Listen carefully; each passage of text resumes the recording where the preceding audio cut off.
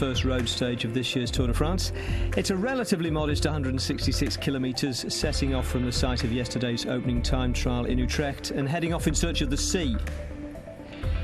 Rotterdam is the site of the intermediate sprint. Maximum points there will doubtless be taken by the breakaway. But as Ned and David say, it's the last third of the day's racing where things should get really interesting. The final 50 kilometres or so are completely exposed as the race hugs the coast, then goes beyond it. The finish will take the riders across a storm surge barrier to the man-made island of Neltje. Bad sprinter, he could mix it and snatch a bonus. That would confirm him in the yellow jersey.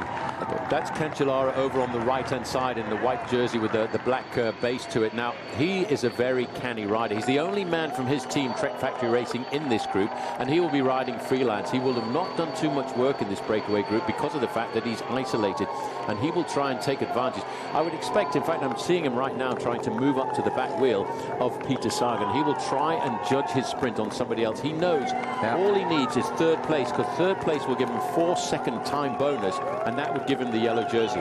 Just remember, we're only 4.5 kilometres to go here as Kwiatkowski puts his brakes on. He's going to be a useful man, has been all day for Mark Cavendish. Very cautious there. The road looks as though it's starting to dry out, but there's a few traps there.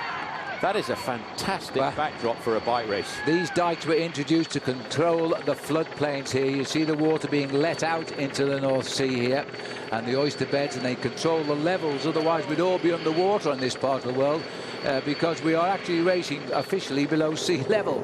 Geraint Thomas is the rider in the blue and black jersey there for Team Sky. He is very well ensconced at the front end. Behind him, you've got the world champion, Kwiatkowski. Well, Sky have had a marvellous day out. They're gaining big time in the favour of Chris Froome here, who is eliminating, for the moment, some of the major climbers who will have to try and repair that damage lost today in the mountains, because there won't be a lot of opportunity to gain any time for them over the next week of racing until the team time trial. Crossing over the Zeeland bridge now over another barrage here, letting the water back out into the North Sea, and they are absolutely flying and continue to fly. We're not far away from the magic red kite in the sky. 1 kilometre to go, and it's not just Mark Cavendish who's thinking of the finish right now. This is Geraint Thomas. Well, Geraint Thomas, I think, has had a brilliant season so far this year, but now he has to sacrifice himself for his teammate. There is Rigoberto Urán in second position. A little bit further back in the green jersey is Tony Martin. Cavendish looking over his shoulders. He knows the man that was going to try and challenge him is Peter Sagan, but they need to be very, very careful of Fabian Cancellara. Well, they've come through the last couple of kilometres with great safety. That group of some 25 riders that stole a march in the eye of the storm, leaving behind people like last year's winner Nibali, Quintana, who came here as an outstanding favourite, last year's runner-up Jean-Christophe Perrault, last year's third-place rider Thibaut Pinot. They've all lost big time today in favour of Chris Froome and Alberto Contador and TJ Van Garderen. Now they're going to start a long, straight sprint. Well, there you can see the man who leads out, always leads out, Marc Renshaw, is on the front, in front of his own teammate there. Watch out, we forgot about Andre Greipel, because Greipel has also got a big acceleration. And Greipel is gritting his teeth here, gets onto the wheel of Cavendish as they continue now. And Greipel is locked into second. Sagan's going as well. Tom de Moulin trying to get into it. Cancellara is in fourth place. Can he take a bonus? He's going to have a go on the outside. Well, Greipel gets it on the line. Sagan has gone across in second. I think third Cavendish, and fourth Fabian Cancellara. Now that's a turn up. Greipel has looked like a winner all day. Take a look at this, Paul. Cam must have gone too early. Well, he went a long way out there, but look at the power of Greipel in the middle in the red jersey. Peter Sagan is really challenging on the right-hand side. You know what? Third, I reckon. Cancellara may well have nicked in for third place. Well, that's confirmed the next yellow jersey of the Tour. Cancellara will get 4 seconds, and he is the next maillot jaune of the Tour de France. And looking at gaps there, they might even split time the breakaway. We'll see how the judges feel today. Well, looking now at the chase peloton over the barrage as well. The gap is still over a minute by far as they continue to come up towards the finish here now. They've got to sprint it out. They need to save whatever seconds they can here. and all of the riders, the top 2 finishes behind, the top 3 finishes in last year's Tour are in this group. And look at that, the clock's sailing towards a minute and a quarter now. Also in this group is Quintana, one of the big pre-race favourites, and also let's not forget Alejandro Valverde. MTN Quebecers, American Tyler Farrar brings them over the line here. A minute to 26:27. We'll wait for the official stop. Here's the man who's won the day. And Fabian Cancellara at the bottom of the photo finish here had won the right to wear the yellow jersey thanks to his last-ditch bike throw that gave him 3rd ahead of Mark Cavendish at the top. I thought it was going to be more cross than it was. That's why I held the barriers, but it seemed to be a head cross when we came in. You know, it was kind of hard to feel it when you're in a group unless you go out in the wind, and we don't really want to be doing that in the last K. If it had been a cross tail, maybe the effort that we did would have been okay, you know, but with a cross headwind, I tried to hold the barrier as much as possible to get the guys in the wind early, but I've just watched it back on the video, and the guys behind played it perfect, you know.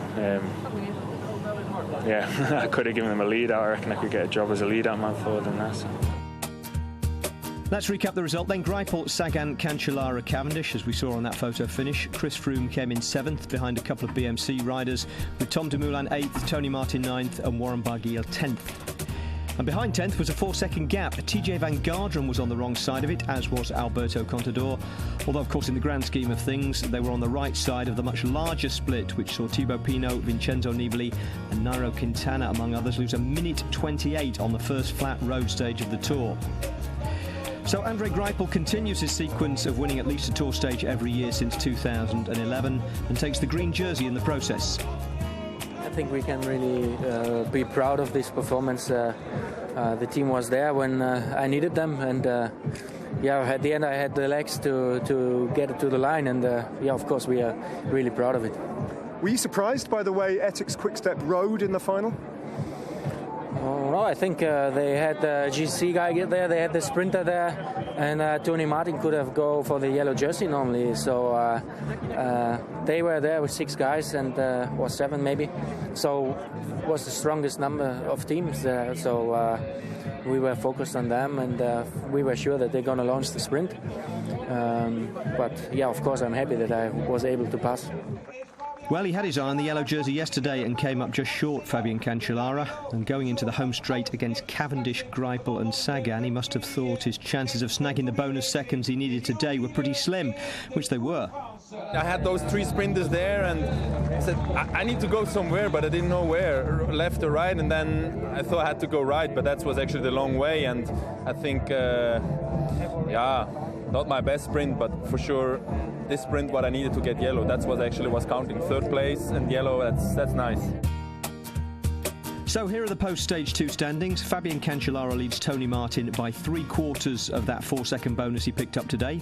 Tom Dumoulin is 3rd, Peter Sagan 4th, Geraint Thomas up to 5th, ahead of Daniel Oss, Rigoberto Urán, TJ Van Garderen and Chris Froome, who moves into the top 10. Alberto Contador is 14th, exactly a minute behind the leader, but some big names are already 2 minutes down. Thibaut Pinot is at 2:07, Vincenzo Nibali 2:09 and Nairo Quintana at 2 minutes 27. After a chaotic day in which so much happened, it was hard to keep track, especially for those in the middle of it. It was only a good few Ks after the split happened that we actually found out that it was a smaller group and that some of the GC guys had been distanced already, so no, I mean it was chaos out there for a few minutes. I mean, with the storm, with the winds, with the chaos out there, it was yeah, it was nuts at one stage. And you kept a lid on what you were thinking and feeling too, I guess, because at a certain moment suddenly Nibali's gone as well. Yeah, I mean, 1 second he was right next to me, so I mean I couldn't actually believe it when I'd heard that he was distanced.